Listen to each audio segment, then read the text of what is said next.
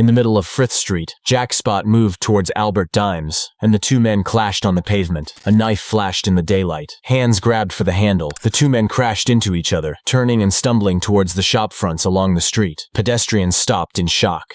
Some people backed against the wall. Screams cut through the air as blood began to show on the clothes of both men. The fight refused to stay in the street. Spot and Dimes struggled straight into a greengrocer's shop near Old Compton Street. Fruit and vegetables were scattered across the floor. A table was knocked sideways. Customers tried to get out of the way, while the owner, Sophia Hyams, was pulled into the storm inside her own shop, but she did not back down. Sophia grabbed the heavy shop scales and stepped into the middle of it to stop the fight. A greengrocer, standing between two knife-carrying gangsters. And if we want to understand why two major figures of the London underworld faced each other with knives in the middle of Soho, we have to begin earlier, when Soho was a place where clubs, betting, protection, and racecourse money pulled some of the most dangerous names into the same world. Soho in the 1940s and 1950s was a place where gangs regularly went to drink, meet, and do business behind club doors. It was a money-counting machine in the middle of London, driven by bars, nightclubs, gambling dens, clip joints, restaurants, prostitution, bookmaking, lenders, and protection. Money could come from a card table in the corner of a room, an unpaid loan, a club that needed men on the door, or a business owner being forced to pay for peace. In Soho, card games and betting rooms were not only entertainment, they were cash flow. A busy club did not only need bar staff, it needed doormen, men to deal with trouble, and men to protect the club, sometimes protection men sent in to collect money and overdue debts. Albert Dimes belonged to that kind of Soho. He understood which clubs were making money, which bookmakers needed protection, who owed what, and which name carried enough weight to make people stay quiet before trouble even began. Albert Dimes' real name is often recorded as George Alberto Arthur Dimio. He was born in Hamilton, South Lanarkshire, to an Italian father and a Scottish mother. As a child, Dimes moved with his family down to London, then grew up in Little Italy, Clerkenwell, where the Italian community had been rooted for generations. That background placed Dimes in a very particular position. He had Italian roots, was born in Scotland, grew up in London, and later operated in Soho, where different groups fought for money, territory, and influence. The Italians of Clerkenwell, bookmakers, club owners, lenders, protection men, and names around Billy Hill. The nickname Italianol was not only a name used to draw attention, it showed how the London underworld saw him, a man close enough to the Italian community to be trusted, familiar enough with London to work with different sides, and dangerous enough not to need many words. Dimes did not need to appear in the newspapers every week. In Soho, it was enough that the right people knew his name. Clerkenwell was where Albert Dimes learned his first lesson about power. London's Little Italy centered around streets such as Saffron Hill, Clerkenwell Green, and the area near St. Peter's Italian Church. There, the Italian community did not only live beside one another, they did business, protected one another, maintained family ties, and also created their own networks of power within London. In that environment, the Sabini name carried great weight. Charles Darby Sabini and his network were linked to racecourse protection and bookmaker pitches at tracks such as Brighton, Epsom, Ascot, and Lewes. Racecourses were not only about horses and spectators, they had cash, betting slips, bookmakers, pitches, protection men, and people willing to use violence to hold on to their share. Dimes grew up in a world that understood that clearly. Power did not come only from fists or a knife. It came from controlling the places where money moved.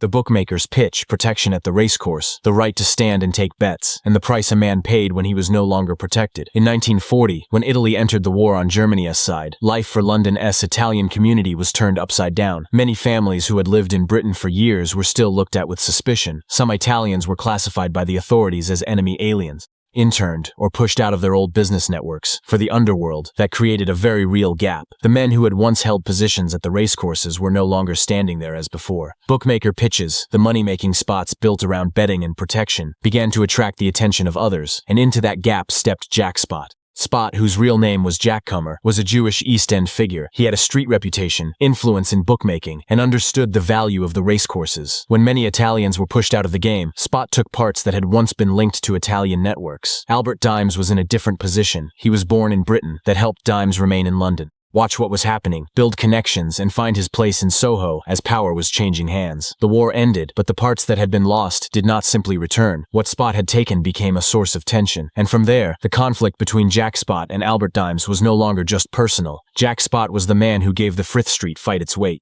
His real name was Jack Comer. Coming out of the East End from a Jewish immigrant community, Spot rose through his street reputation and his position in the post-war betting world. At the racecourses, the money was not only in betting slips, it was in the bookmaker's pitch, in who was allowed to stand and take bets, in the protection money that had to be paid. and in the name behind it that was powerful enough to stop others from moving in. Spot understood how that money was made. During the war years, when many Italian networks were pushed out of the game, he stepped into the gaps they left behind. From there, the name Jack Spot became linked to racecourses, bookmaking, and the streams of cash that many other groups wanted to take back. That is why Frith Street was not an ordinary clash. When Albert Dimes met Spot in Soho, behind them were years of unresolved conflict. One side had held on to much of the ground during the war. The other was bringing Soho and Little Italy back into the game, with Billy Hill standing in the system behind them. That knife fight was dangerous because both men had something to lose. Spot had his reputation, Dimes had his position in Soho, and after that afternoon in Frith Street, people began to understand that Jack Spot was no longer the untouchable name he had once been.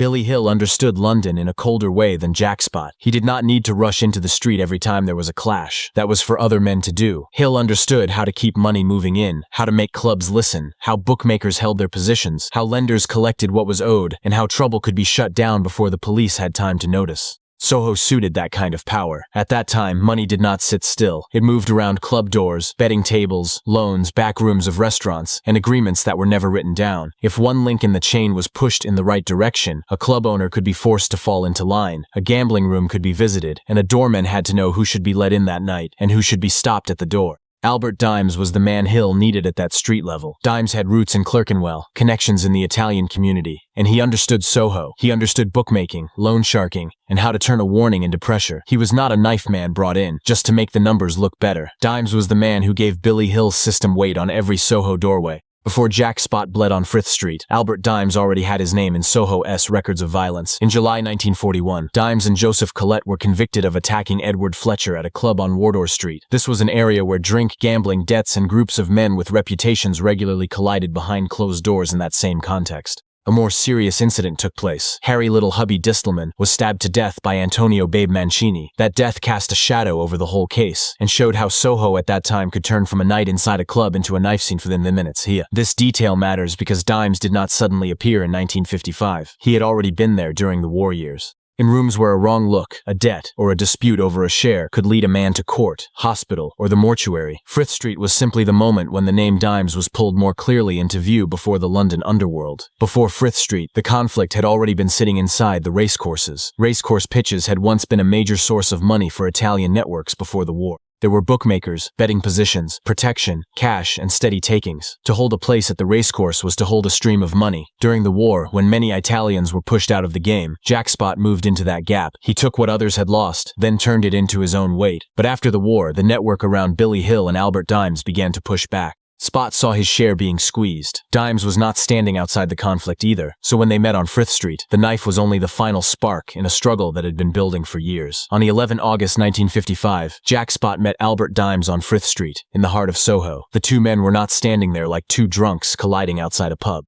Behind Spot were years of holding ground at the racecourses, bookmaker pitches, and the flow of betting money. Behind Dimes were Soho, Little Italy, Billy Hill, and interests that were now pulling back in their own direction. The tension broke open very quickly. A knife appeared between the two men. Hands fought for the handle. Shoulders crashed together. Feet slipped on the pavement. Passers-by moved back as the confrontation turned into a daytime knife fight. Then the violence spilled off the street. Spot and Dimes struggled into a greengrocer's shop near Old Compton Street. Fruit and vegetables fell to the floor. Fittings were knocked aside. Customers inside the shop panicked and tried to get clear of the two bleeding men in front of them. In the middle of that chaos, Sophia Hyams refused to let the fight destroy her place of business. She used the large shop scales to intervene, forcing the knife fight to stop. Afterwards, Spot staggered into a nearby barber's shop. Dimes was taken to hospital by his own people. Frith Street did not only leave wounds on two bodies, it damaged the most important thing Jack Spot had. The sense that he was a man no one could touch. After Frith Street, the story left Soho and moved into the Old Bailey. On paper, this was where the law was supposed to make everything clear. The cause, the knife, who struck first, and why two major names had shed blood in the middle of the street. But the world of Jack Spot and Albert Dimes did not work that way. Spot was eventually acquitted. Dimes was found not guilty and discharged. The case had records, a trial, and names important enough to attract press attention. But the most important part was still never fully spoken. In the London underworld, silence was sometimes the law of survival. Losing a fight could be recovered from. Being known as an informer could not. So the Old Bailey did not end Frith Street. It only proved that Soho still knew how to keep its secrets. Frith Street did not finish Jack Spot on that day, but it opened a worse period for him. Spot survived and left court without being convicted, but the old image had cracked. A name that had once carried weight in the East End and at the racecourses had now been cut in the middle of Soho. taken to hospital, and dragged through the law. After that, the pressure did not stop. Men around Billy Hill and Albert Dimes continued to push Spot into the position of a hunted man. He was ambushed outside his home, attacked with razors, and gradually became a man who had to watch the very streets that had once helped build his reputation in the underworld. That was the most dangerous sign. Spot was not dead, but the fear around his name had weakened, and Soho kept making money, while Dimes remained there as a name that could not easily be pushed aside. In 1966, Albert Dimes had still not disappeared from London's closed rooms. He was mentioned in connection with arranging a meeting between figures linked to the New York Mafia and the Corsican Francisci brothers, centered around casino money in London. That detail showed that Dimes was not merely a Soho knife man. He had connections deep enough to appear close to conversations that louder gangsters never reached. But Dimes' ending was quieter. In 1972, he died of cancer in Beckenham. At his funeral, Reg and Ron Kray sent a wreath with a message describing him as a fine gentleman or a great gentleman. The wreath was stopped and destroyed. The underworld may have called Dimes a gentleman, but his family understood that the shadow of crime was not something that should pass through the church doors. Albert Dimes was not a hero. He was a cold trace of an older London, where the loudest reputation was not always the truest form of power.